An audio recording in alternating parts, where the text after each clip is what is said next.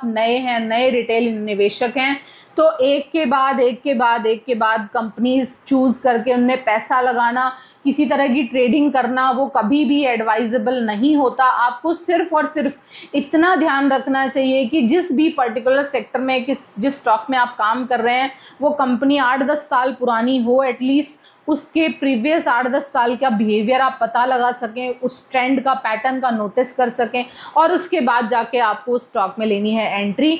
तो आपको कभी भी किसी भी स्टॉक में अगर एंट्री लेनी है ना, तो उसमें सबसे ज़्यादा इम्पॉर्टेंट रोल प्ले करता है उस कंपनी का बिजनेस ग्रोथ पोटेंशियल। तो इस वाली मेरी वीडियो में मैंने यही समझाने की कोशिश की है, किस कंपनी के किस बिजनेस में है बिजनेस ग्रोथ पोटेंशियल, और कौन सी कंपनी है ट्रेडिंग स्टॉक, कौन सी कंपनी आपको केवल ट्रैप करने में सक्षम है, किस कंपनी में बन सकते हैं मल्टी बैगर बनने के दमखम। तो ये सारी चीज़ें मैंने आपको इस वीडियो में समझाने की कोशिश की है। I hope. Hello friends, good morning. मैं हूं मनीषा और मैं स्वागत करती हूं आपका अपने चैनल मनी ट्री मनीषा पे। आज मेरा टॉपिक जो है बहुत इंटरेस्टिंग होने वाला है, और वो टॉपिक है, आप लोगों में से बहुत सारे लोगों के इस साल 2023-24 में बहुत अच्छे एक्सपीरियंस रहे होंगे, कुछ के बहुत ख़राब एक्सपीरियंस भी रहे होंगे, और वो हैं अपने PSU स्टॉक्स। तो PSU बास्केट जिसने एंजॉय किया है 2023-24 की रैली, उसके लिए वो एक बहुत अच्छा उन्होंने प्रॉफिट कमाया है। लेकिन जिन्होंने किया है 2024 में खास करके PSU स्टॉक्स में एंट्री, उनके लिए एक बहुत ही दर्दनाक, उनके लिए एक बहुत ही ख़राब नाइटमेयर जैसा बन चुका है PSU स्टॉक्स। तो PSU स्टॉक्स आखिर होते क्या हैं, किस तरह से PSU स्टॉक्स को डील किया जाना चाहिए। पहली बात तो मेजॉरिटी हम लोगों में से जितने भी लोगों ने PSU स्टॉक्स में एंट्री की है ना, आपको उस PSU स्टॉक के बारे में, एक्सेप्ट उस PSU स्टॉक के स्टॉक के नाम के आपको कुछ ज़्यादा पता नहीं होगा। तो आगे बढ़ने से पहले मैं अपना इंट्रोडक्शन दे दूं। मैं हूं मनीषा और मैं स्वागत करती हूं आपका अपने चैनल मनी ट्री मनीषा पे।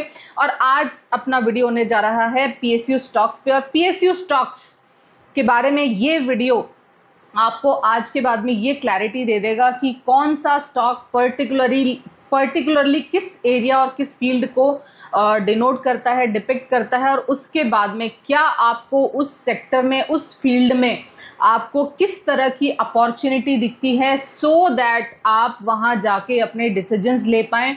हालांकि किसी भी स्टॉक में मेरी कहीं भी कोई भी बात को आपको बाइंग और सेलिंग रिकमेंडेशन नहीं लेना है। मेरा ये वीडियो केवल इन्फॉर्मेशन पर्पस के लिए है। इन्फॉर्मेशन आपके पास जितनी स्ट्रांग होगी उतना बेहतर होगा किसी भी स्टॉक में आपके लिए डिसीजन ले पाना।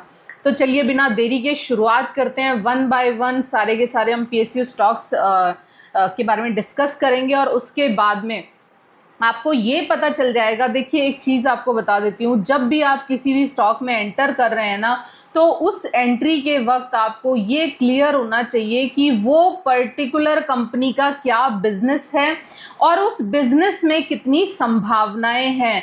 जब तक आप लोग बिना संभावनाओं को तलाशे स्टॉक में एंट्री करते रहेंगे और केवल स्टॉक के प्राइस से आप केवल मतलब रखेंगे, वास्ता रखेंगे, और उस कंपनी या उस बिजनेस के बारे में जानने की कोशिश नहीं करेंगे ना, तब तक उस पर्टिकुलर स्टॉक से प्रॉफिट निकाल पाना ऑलमोस्ट इम्पॉसिबल है। केवल किन्हीं प्राइस पे एंट्री कर लेना और उसमें ट्रैप हो जाना, ये जनरल रिटेलर्स की आदत होती है। ये जनरल रिटेलर्स का एक ट्रेंड हुआ करता है।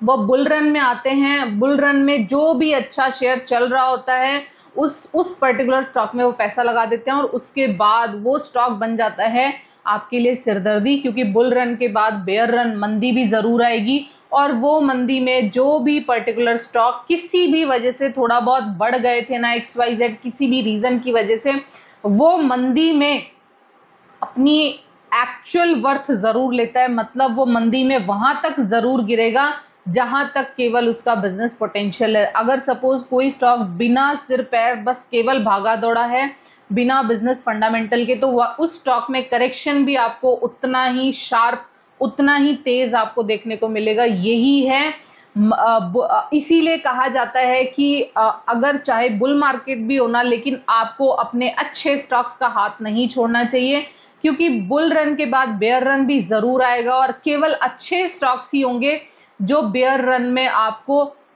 एक स्टेबल रिटर्न देंगे, एक स्टेबल बेस बनाएंगे, सपोर्ट बनाते हुए दिखेंगे। लेकिन जो भी खराब से खराब स्टॉक्स बुल रन में भागे दौड़े थे और बिना किसी वजह वो चले थे, वो बेयर रन आने पे उतने ही ज़्यादा तेज क्रैश के साथ आपको प्रॉब्लम की तरफ ले जाएंगे। आपका पोर्टफोलियो 50-50% और 70-70% के लॉस पे चला जाएगा। वन बाय वन डिस्कस करेंगे कौन से होते हैं पीएसयू स्टॉक और किन पीएसयू स्टॉक में लगाया हुआ पैसा सेफ है।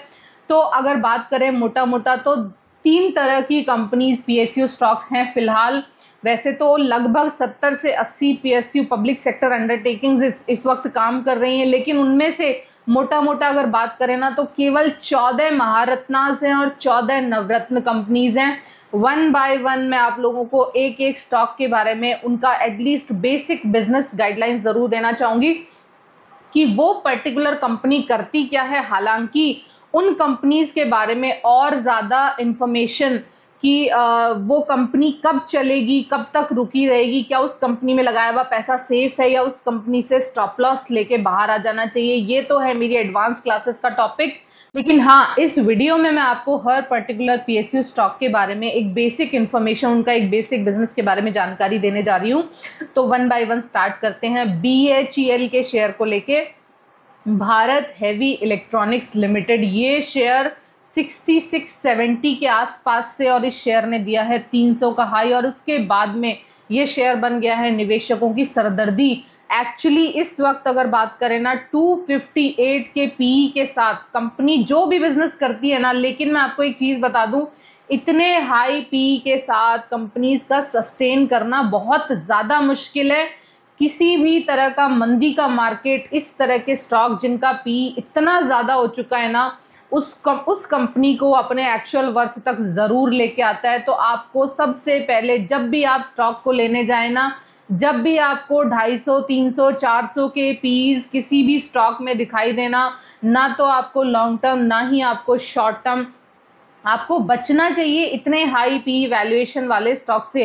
पी क्या होता है और पी वैल्यूएशन किस प्रकार से चेक किया जाए, ये मेरा एक फंडामेंटल एनालिसिस का प्रीवियस वीडियो है, आप उसमें जाके चेक कर सकते हैं कि फंडामेंटल एनालिसिस करते वक्त पीई रेशो को देखना कितना ज़रूरी है।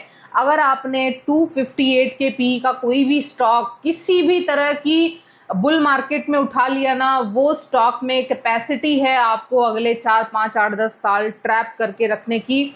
और ट्रैप से मेरा मतलब होता है एक एवरेज रिटर्न्स। अगर आप ट्रेडिंग, छोटा मोटा ट्रेडिंग की बात कर रहे हैं, उसकी बात मैं नहीं कर रही हूँ, लेकिन अगर आप उसमें लॉन्ग टर्म जाना चाहते हैं, उस स्टॉक में निवेशित रहना चाहते हैं, तो इस तरह का इतना हाई पी स्टॉक जब तक उस कंपनी का बिजनेस उस कंपनी को जस्टिफाई नहीं करता, वो स्टॉक आगे चलने में सक्षम नहीं होगा।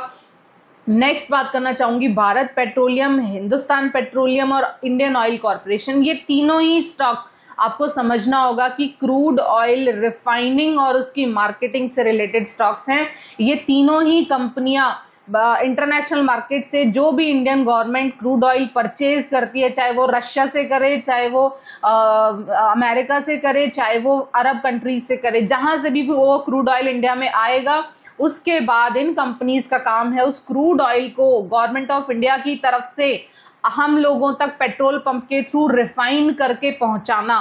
तो क्रूड ऑयल की रिफाइनिंग और मार्केटिंग करती हैं ये कंपनियां। लेकिन दिक्कत क्या है इन कंपनीज के साथ कि सारा का सारा जो इनका रॉ मटेरियल है, एक बिजनेस एज अ बिजनेस अगर बात करें तो जो रॉ मटेरियल है वो क्रूड ऑयल है। और क्रूड ऑयल जैसा रॉ मटेरियल जो कि इंटरनेशनल पॉलिटिक्स के लिए इतना ज़्यादा ससेप्टेबल है, मतलब यहाँ पे आपको इंटरनेशनल पॉलिटिक्स होती हुई दिखेगी। जब भी किसी देश को दूसरे देश से कोई बदला लेना होगा ना, वो या तो अपनी क्रूड सप्लाई रोक देगा या फिर XYZ किसी भी तरह का या फिर अरब कंट्रीज़ के द्वारा इनके प्राइसेस बढ़ा दिए जाते हैं। इनका कार्टेल बना हुआ है पूरा।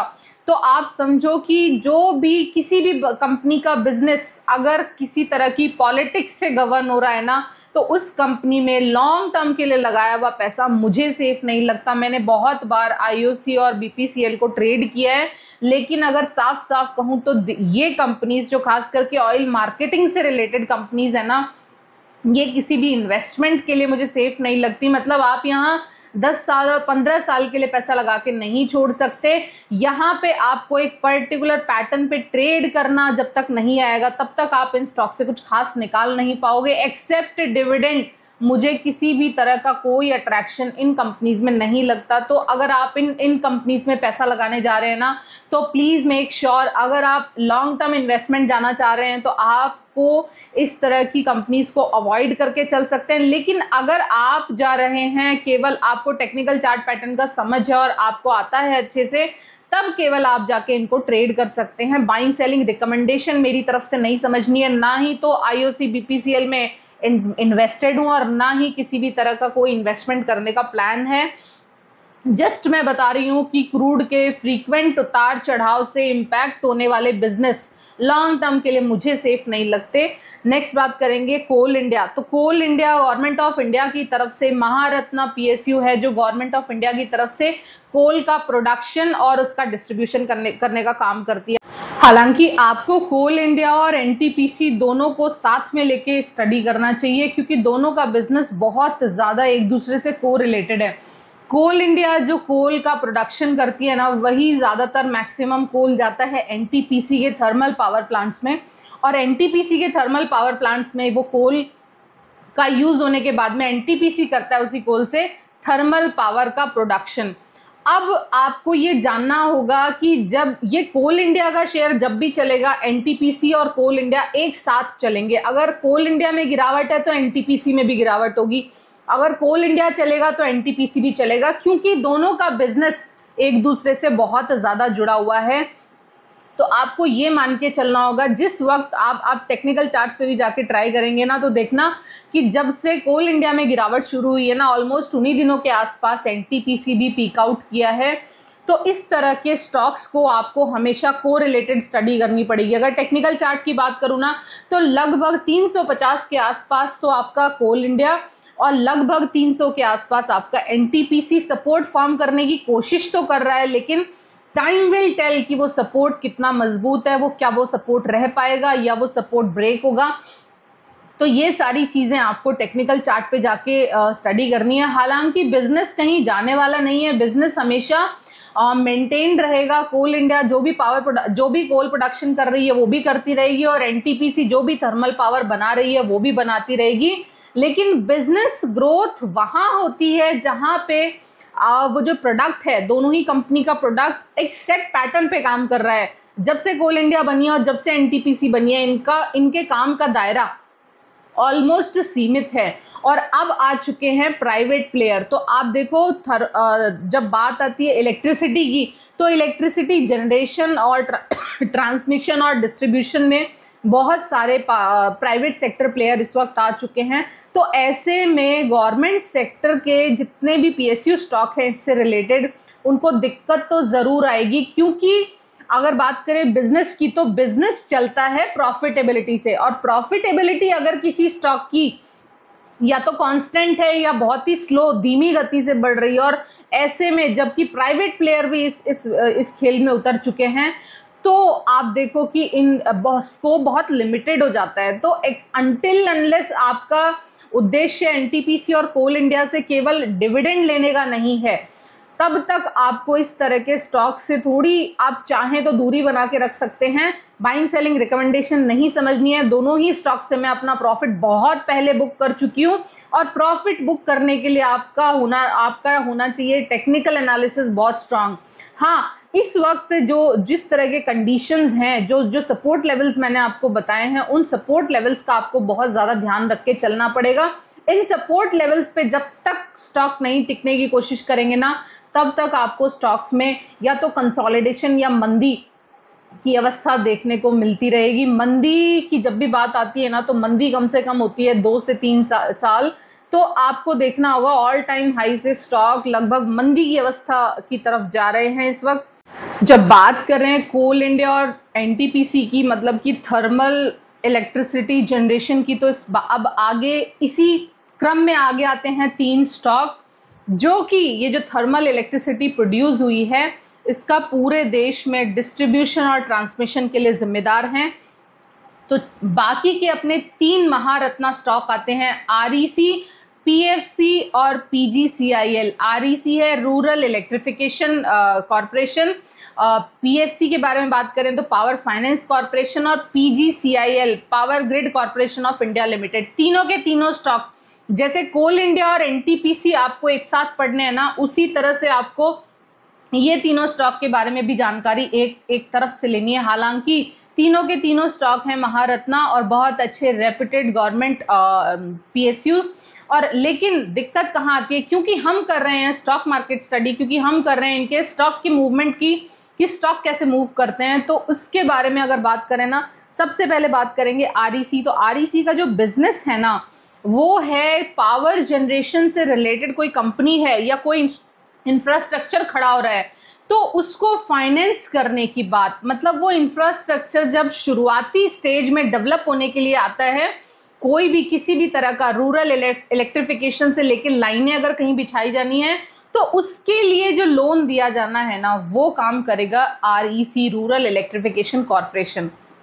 अब जब वो इंफ्रास्ट्रक्चर बनके तैयार हो चुका है, अब उसकी जो डे टू डे या फिर फर्दर उसमें किसी तरह के फाइनेंशियल नीड्स की कोई ज़रूरत है ना, वो काम करेगा पीएफसी पावर फाइनेंस सेक्टर। और उसके बाद में थर्ड नंबर पे काम आता है जब वो इंफ्रास्ट्रक्चर तैयार होके एनटीपीसी से बिजली बनके अब एनटीपीसी के पावर प्लांट से लेके, और रही बात स्टेट इलेक्ट्रिसिटी बोर्ड तक की या फिर एक्चुअल कंजम्पशन जहां पे होना है, उन कंज्यूमर्स तक बिजली भेजने का काम, तो वो जो गवर्नमेंट ऑफ इंडिया की तरफ से जो एंटिटी काम करती है ना, that is PGCIL power grid corporation of India limited.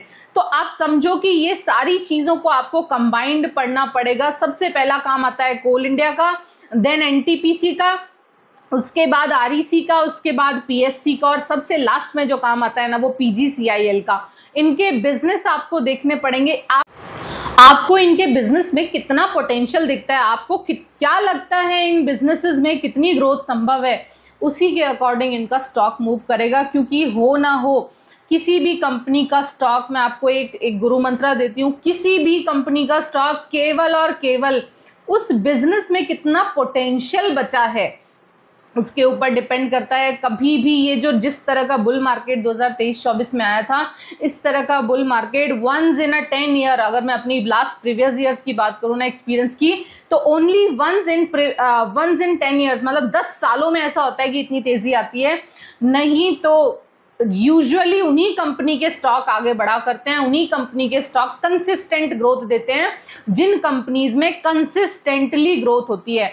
तो ये जो पांचों पीएसयू सेक्टर की कंपनीज है ना, आपको चेक करना है, आपको अपना फंडामेंटल करना है, आपको अपना टेक्निकल करना है, और आपको कितना ग्रोथ दिखती है इस तरह के पूरे फील्ड में, इस तरह के पूरे सेक्टर में, उसी के अकॉर्डिंग आपको इन कंपनीज के स्टॉक परफॉर्म करते हुए दिखेंगे। जरूरी नहीं है जो 2023-24 की तेजी आई थी स्टॉक मार्केट में और हर पीएसयू स्टॉक गिरते पड़ते बस भागा था, बिना फंडामेंटल भागा था, बिना टेक्निकल भागा था, सारे टेक्निकल बैरियर्स तोड़ के भागा था, ज़रूरी नहीं है कि वो तेज़ी आपको फिर से दोबारा जल्दी दिखाई दे। मैं आपको किसी भी तरह की बाइंग सेलिंग रिकमेंडेशन नहीं दे रही हूँ, मैं आपको ये दिखा रही हूँ कि किस किस पर्सपेक्टिव से आपको स्टॉक बाय करते वक्त सोचना होगा। अगर बिना बिजनेस में ग्रोथ पोटेंशियल, उस बिजनेस में कोई ग्रोथ की बहुत ज़्यादा पोटेंशियल है ही नहीं, एक सेट पैटर्न का बिजनेस है, एक सेट पैटर्न का पिछले 10, 15, 20 सालों से लगभग जो उसका बिजनेस पहले हो रहा था, लगभग वही बिजनेस आज भी हो रहा है, तो इस तरह के बिजनेसेस में के शेयर्स में कोई बहुत ज़्यादा अपॉर्चुनिटी मुझे नहीं दिखती। बाइंग सेलिंग रिकमेंडेशन तो आपको बिल्कुल नहीं समझनी है। नेक्स्ट बात करना चाहेंगे gas authority of India limited, GAIL का शेयर। जिस तरह से ऑयल की कंपनीज, जिस तरह से आईओसी, बीपीसीएल बहुत ज़्यादा इंटरनेशनल पॉलिटिक्स का शिकार होती हैं, वैसे ही गेल का या फिर गैस से जुड़े बाकी सारे स्टॉक्स के शेयर्स पॉलिटिक्स का शिकार होते हैं, चाहे वो पॉलिटिक्स इंटरनेशनल लेवल की हो, चाहे वो पॉलिटिक्स नेशनल और स्टेट लेवल्स की हो।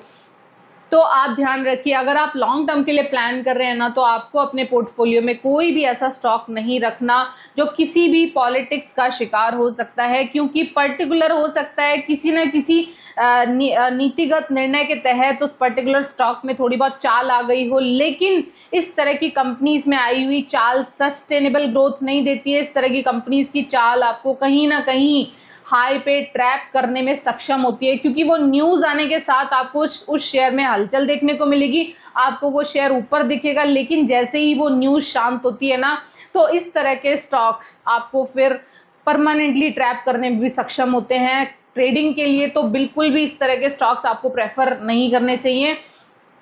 तो आपको अगर गैस या ऑयल से रिलेटेड स्टॉक्स में बिल्कुल ज़रा सी भी इंटरेस्ट है ना, तो उसका एक और एक फॉर्मूला है। वो पहला नंबर तो ये कि आप इंटरनेशनल और नेशनल पॉलिटिकल न्यूज़ के टच में बहुत ज़्यादा रहें, और फिर इसी के साथ आपको national international oil and gas के प्राइस, क्रूड ऑयल के प्राइसेस और गैस के प्राइसेस से आपको बहुत ज़्यादा अपडेटेड रहना पड़ेगा। ये दो काम अगर आप कर पाते हैं, मेहनत कर पाते हैं, डेली अपडेशन रख पाते हैं, तो आप इस तरह के स्टॉक से प्रॉफिट निकाल के ले जा पाते हैं। नहीं तो अक्सर मैंने यहाँ रिटेलर्स को केवल ट्रैप होते हुए देखा है, जो किसी ना किसी न्यूज़ के सहारे इन स्टॉक्स में एंट्री तो कर लेते हैं, लेकिन उसके बाद इन स्टॉक से प्रॉफिट निकालना हो जाता है काफ़ी मुश्किल।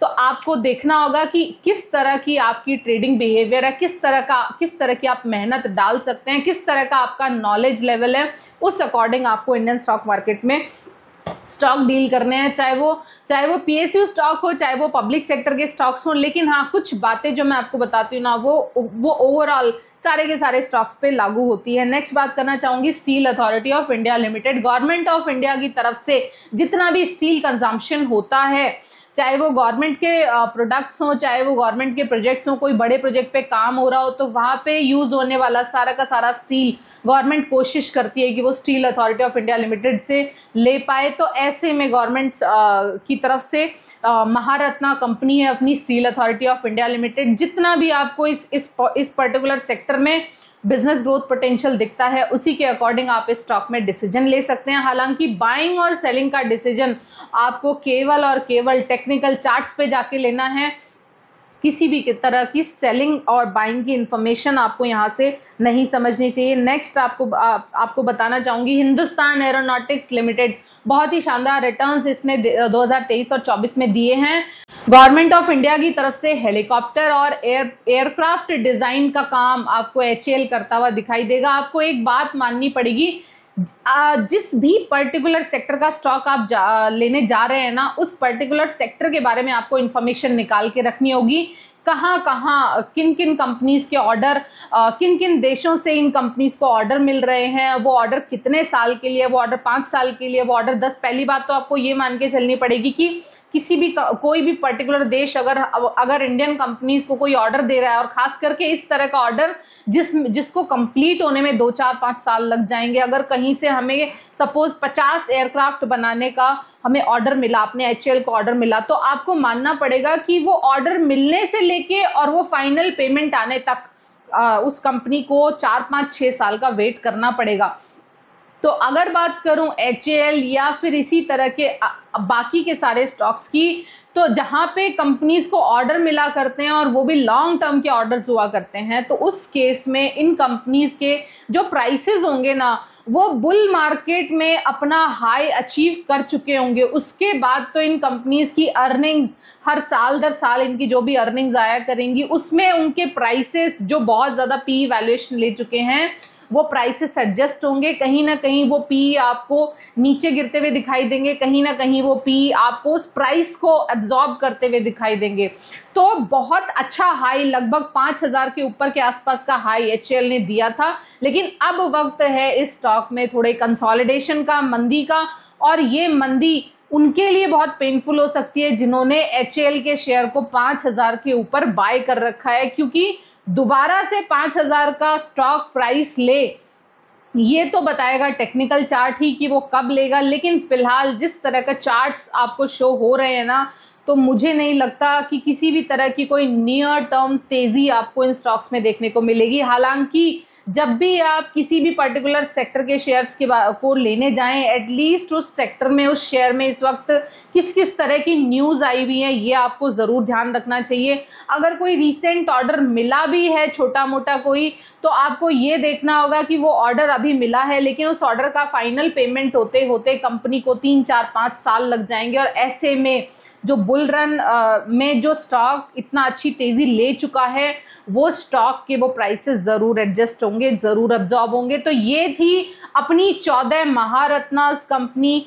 जहाँ पे आप अकॉर्डिंगली फंडामेंटल करके और अकॉर्डिंगली टेक्निकल एनालिसिस करके आप एंट्री, एग्जिट और एवरेजिंग प्लान कर सकते हैं। इससे ज़्यादा इंफॉर्मेशन आपको हर पर्टिकुलर स्टॉक पे चाहिए, आपको मेरे दिए गए नंबर पे मेरे से कांटेक्ट करना है। फंडामेंटल एनालिसिस और टेक्निकल एनालिसिस की, कि किस तरह से किसी भी बिजनेस का फंडामेंटल मैं करती हूँ और किस तरह से किसी भी कंपनी का, किसी भी प्राइसेस का टेक्निकल एनालिसिस मैं करती हूँ, ये मेरा है मेरे कोर्स का पार्ट। मेरा काम, मेरा इन्फॉर्मेशन देने का, मैं वीडियो के थ्रू आपको अपनी तरफ से बेस्ट इन्फॉर्मेशन देने की कोशिश कर रही हूँ कि किस तरह से मैं स्टॉक चूज करती हूँ। लेकिन उस स्टॉक को चूज करने के बाद भी, कंपनी के बिजनेस का पता करने के बाद भी कितना ज़रूरी होता है उस पर्टिकुलर स्टॉक का फंडामेंटल एनालिसिस करना और उस स्टॉक का एंट्री से पहले टेक्निकल एनालिसिस करना, ये बेहद ज़रूरी है। कंपनी चूज करने से लेके फाइनल कंपनी में एंट्री करने तक का प्रोसेस भी काफ़ी ज़्यादा मेहनत वाला है। अगर वो मेहनत अगर आप कर पाते हैं तो ही आपको स्टॉक मार्केट में आने का सोचना चाहिए। स्टॉक मार्केट में कभी भी स्टॉक आपको केवल किसी भी प्राइस पे एंट्री कर लेने से और केवल उसमें लॉन्ग टर्म हो जाने से आपको वो रिटर्न्स नहीं देते। स्टॉक में एंटर करना और स्टॉक से रिटर्न लेना दो बहुत ही अलग अलग चीज़ें हैं। बहुत मेहनत लगती है किसी भी स्टॉक से रिटर्न लेने में। नेक्स्ट बात करेंगे नवरत्ना कंपनीज पे। जैसे 14 महारत्ना कंपनीज हैं, वैसे ही अपने पास 14 नवरत्न कंपनीज हैं। तो ये इन दोनों के बीच में डिफरेंस ये है कि जो भी महारत्ना कंपनीज है ना, उनका टर्नओवर है लगभग 25,000 करोड़ रुपए, और इसी के साथ नेट प्रॉफिट जो लगातार 3 साल से वो कंपनी जनरेट कर रही है ना, वो है लगभग 5,000 करोड़ रुपए। तो आपको देखना होगा इतने बड़े बड़े बिजनेसेस हैं और उनका 25,000 करोड़ का नेट टर्नओवर हर साल और लगभग 5,000 करोड़ का नेट प्रॉफिट वो जनरेट करती हैं, तभी केवल वो महारत्ना कैटेगरी में है। इसके अलावा जो अच्छी कंपनीज है गवर्नमेंट ऑफ इंडिया की तरफ से, जो टॉप कंपनीज हैं वो नवरत्ना कंपनीज हैं। वन बाय वन उनके बारे में भी डिस्कस कर लेते हैं।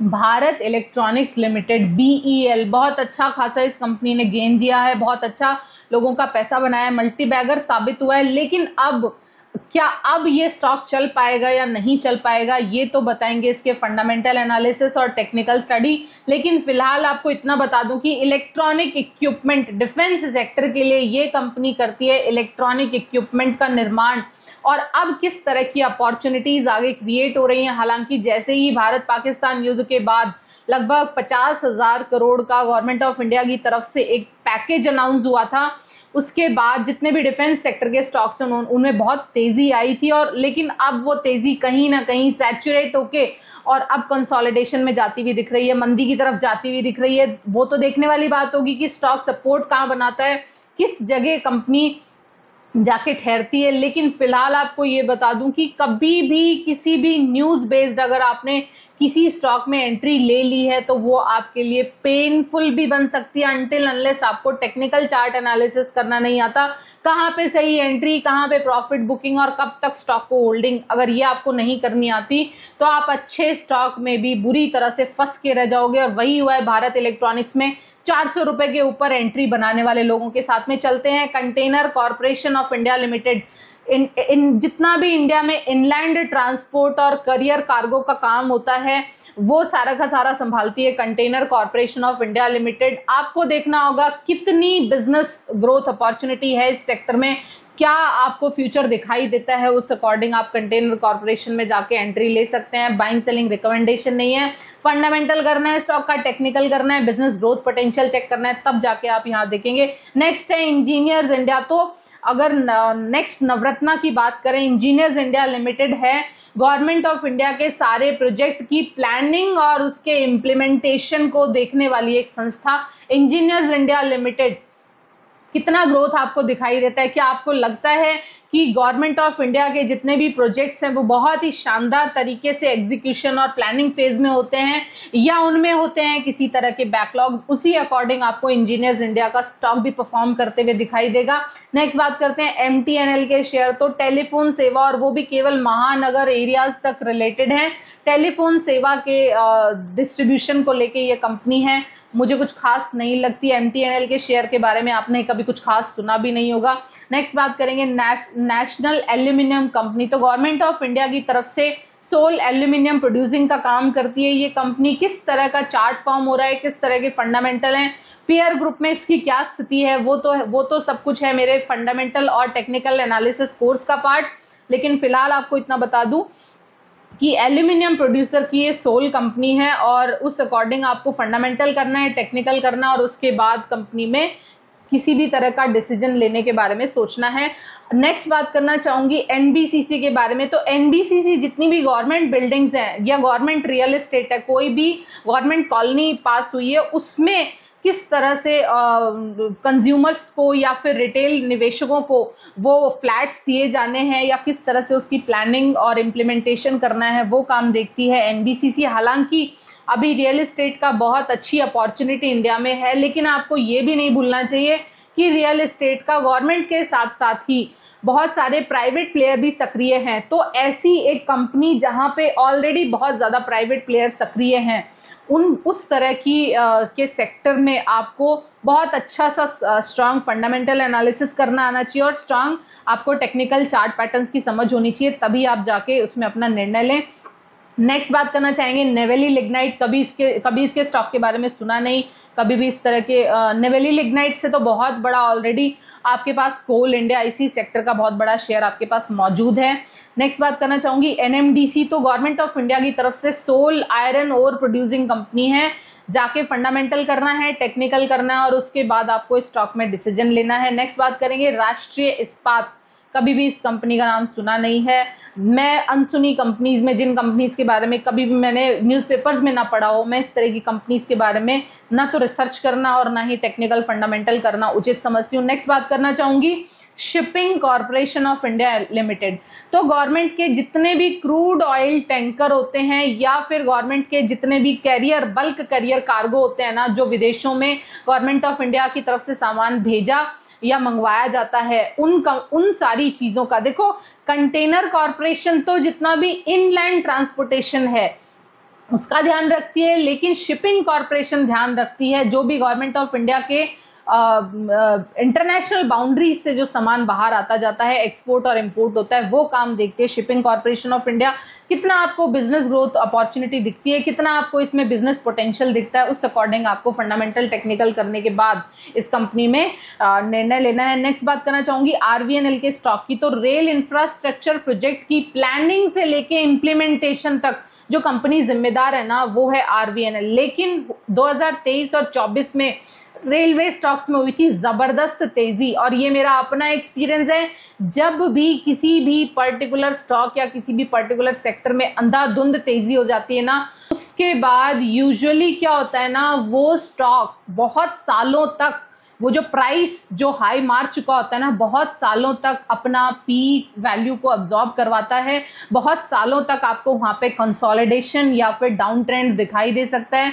जिन भी लोगों ने RVNL को 500 और 600 रुपये के ऊपर बाई किया, और वो सोच रहे हैं कि जो तेज़ी उन्होंने 30 रुपये से लेके 600 रुपये तक RVNL के स्टॉक ने जो तेज़ी दिखाई थी, अब वो फर्दर 600 रुपये से 6000 या 10,000 की तरफ जाएगा, उन लोगों के लिए एक भयानक नाइटमेयर साबित हो सकते हैं वो स्टॉक, रेलवे के स्टॉक जो बहुत तेज़ी से भागे दौड़े थे और अब वो लगभग 50% क्रैश पे पड़े हैं।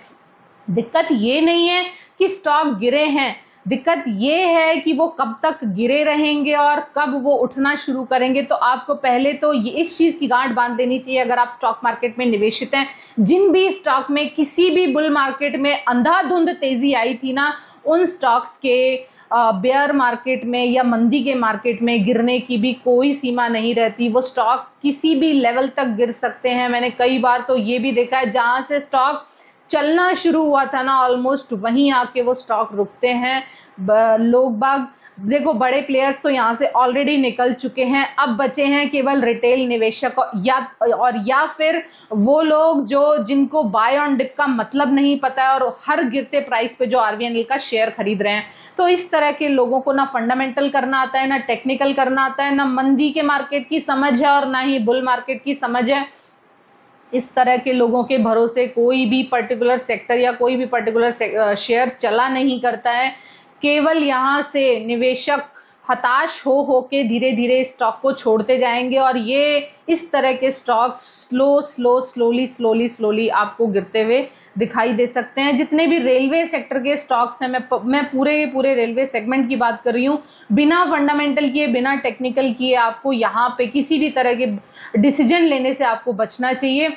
बहुत शानदार रैली दी थी, लेकिन मेरा अपना एक्सपीरियंस है कि इस तरह की रैली के बाद मैंने जनरली दोबारा से उस पर्टिकुलर सेक्टर में रैली होते हुए नहीं देखी। हाँ, ये ज़रूर देखा है कि हर बुल मार्केट में कोई ना कोई पर्टिकुलर सेक्टर ऐसा ज़रूर होता है जो बहुत ही मल्टी बैगर रिटर्न देता है, 10 गुना और 20-20 गुना तक हो जाया करते हैं वो स्टॉक, लेकिन उसके बाद वो स्टॉक एक परमानेंट मंदी या परमानेंट गिरावट का शिकार आपको होते हुए दिखाई देते हैं।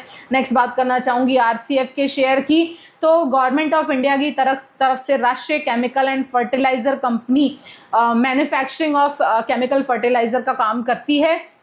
आपको इस सेक्टर में कितना पोटेंशियल दिखता है, क्योंकि ऑलरेडी इस सेक्टर में बहुत सारे प्राइवेट प्लेयर्स सक्रिय हैं और ऐसे में इस कंपनी का बिजनेस उन प्राइवेट प्लेयर्स के मुकाबले कहाँ पे खड़ा होता है, इसके लिए आपको करना होगा फंडामेंटल एनालिसिस।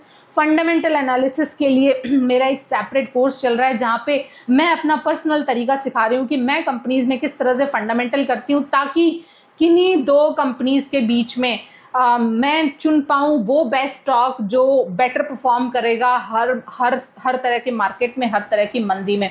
तो ये तो पता चलेगा स्टॉक के फंडामेंटल टेक्निकल करने से। फिलहाल इतना बता देती हूँ कि ये जो सेक्टर है, इसमें अगर आपको किसी तरह का बिजनेस ग्रोथ पोटेंशियल दिखती है, आप इसको कंसिडर कर सकते हैं। अगर आपको नहीं दिखती है तो आप इस स्टॉक से दूरी बना के रख सकते हैं। नेक्स्ट बात करना चाहूँगी इरकॉन इंटरनेशनल। तो जितना भी गवर्नमेंट ऑफ इंडिया की तरफ से बड़े से बड़ा जो पुल बनना है, बड़े से बड़े जो डैम्स बनने हैं, बड़े से बड़े जो रेलवे इंफ्रास्ट्रक्चर बनने हैं, बड़े से बड़े जो हाईवे इंफ्रास्ट्रक्चर बनने हैं किसी पहाड़ के बीच में से, जैसे कि अटल टनल बनी थी, तो इस तरह के जो बड़े बड़े प्रोजेक्ट्स हैं ना, जिनको जनरल रेलवे और जनरल हाईवे की कंपनीज नहीं बना पाती, इस तरह का काम किया जाता है इरकॉन इंटरनेशनल की तरफ से। तो कितने फ्रीक्वेंटली आपने देखा होगा, कितने फ्रीक्वेंटली इस तरह के बिग प्रोजेक्ट्स पे काम होता है, उसी अकॉर्डिंग आपको ये स्टॉक परफॉर्म करते हुए दिखाई देगा। फिलहाल किस तरह का टेक्निकल चार्ट और किस तरह का फंडामेंटल तो मैंने आपको बता दिया, किस तरह का टेक्निकल चार्ट इस स्टॉक में फॉर्म हो रहा है वो तो आपको चार्ट्स पे ही पता चल पाएगा। फंस गए हैं अगर आप यहाँ पे, तो आपको डेफिनेटली फंडामेंटल और टेक्निकल एनालिसिस करके उसके बाद आपको इस स्टॉक में डिसीजन लेना होगा। नेक्स्ट बात करना चाहूँगी राइट्स के शेयर की। तो राइट्स का शेयर है, ये एक्चुअली क्या करती है, इंडियन रेलवे की तरफ से ये है, आप जितना भी रेलवे के प्रोडक्ट्स हैं या जितना भी रेलवे के प्रोजेक्ट्स हैं उनका इम्प्लीमेंटेशन का काम और विदेशी कंपनीज के लिए। तो ये इनफैक्ट गवर्नमेंट ऑफ इंडिया की रेलवे एक्सपोर्ट आर्म है। किसी अदर छोटी कंट्रीज़ में जहां रेलवे के प्रोजेक्ट्स इम्प्लीमेंट होने हैं या उनको कोई सामान चाहिए, उनको किसी भी तरह का कि कोई पटरियां वगैरह बिछानी है, तो उसके लिए संपर्क किया जाता है राइट्स जैसी कंपनी से। आपको कितना पोटेंशियल लगता है, क्या गवर्नमेंट ऑफ इंडिया की तरफ से विदेशी कंपनीज में रेलवे इंफ्रास्ट्रक्चर को लेके कितना काम किया जा सकता है, ये तो इस कंपनी का बिजनेस ग्रोथ पोटेंशियल हो गया। उसके बाद कहाँ इस स्टॉक में लॉन्ग टर्म की पॉसिबिलिटी बनती है वो बताएगा इस स्टॉक के फंडामेंटल एनालिसिस, और किन स्टॉक और किन प्राइसेस पे इस कंपनी में एंट्री एग्जिट किया जाना चाहिए, वो सारा है अपना टेक्निकल एनालिसिस का टॉपिक। तो आई होप आपके लिए मेरी ये वीडियो थोड़ी इंसाइटफुल रही होगी। केवल इन 14 महारत्नास और इन 14 नवरत्ना कंपनीज के अलावा मुझे नहीं लगता कि आपको किसी भी तरह के अदर पीएसयू स्टॉक में जाके एडवेंचर करना चाहिए। देखिए, जब भी आप नए हैं, नए रिटेल निवेशक हैं, तो एक के बाद एक के बाद एक के बाद कंपनीज चूज़ करके उनमें पैसा लगाना, किसी तरह की ट्रेडिंग करना, वो कभी भी एडवाइजेबल नहीं होता। आपको सिर्फ और सिर्फ इतना ध्यान रखना चाहिए कि जिस भी पर्टिकुलर सेक्टर में जिस स्टॉक में आप काम कर रहे हैं, वो कंपनी 8-10 साल पुरानी हो, एटलीस्ट उसके प्रीवियस 8-10 साल का बिहेवियर आप पता लगा सकें, उस ट्रेंड का, पैटर्न का नोटिस कर सकें, और उसके बाद जाके आपको उस स्टॉक में लेनी है एंट्री। तो आपको कभी भी किसी भी स्टॉक में अगर एंट्री लेनी है ना, तो उसमें सबसे ज़्यादा इम्पॉर्टेंट रोल प्ले करता है उस कंपनी का बिजनेस ग्रोथ पोटेंशियल। तो इस वाली मेरी वीडियो में मैंने यही समझाने की कोशिश की है, किस कंपनी के किस बिजनेस में है बिजनेस ग्रोथ पोटेंशियल, और कौन सी कंपनी है ट्रेडिंग स्टॉक, कौन सी कंपनी आपको केवल ट्रैप करने में सक्षम है, किस कंपनी में बन सकते हैं मल्टी बैगर बनने के दमखम। तो ये सारी चीज़ें मैंने आपको इस वीडियो में समझाने की कोशिश की है। आई होप आपको मेरी वीडियो पसंद आई है। पसंद आई है तो प्लीज़ लाइक कर देना। Thank you so much for listening. Have a good day, good night, take care, tata, bye bye.